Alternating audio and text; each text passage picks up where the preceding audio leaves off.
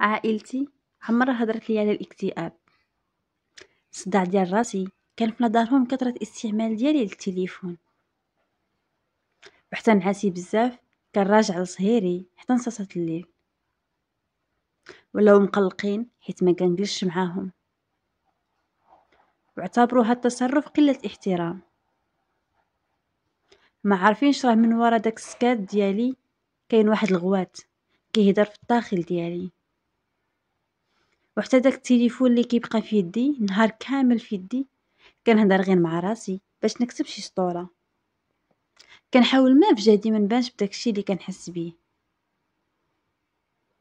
كنحاول نحبس الحزن حيت ما عرفش كيفاش سكن في الداخل ديالي، ولكن راه ما كيتخباش داكشي باين في الكحولة اللي تحت عيني، في البكا ديالي بدون سبب، وحتى في احلامي اللي كتفيقني في النص ديال الليل كتخليني نغوت. ما عارفينش باللي كنعاني في السكات، هما ما عارفين والو على الاكتئاب. هادشي علاش ما عارفينش داكشي بمعنى ديال تبقى الدور غير في بلاصتك، والدور غير في الفراغ.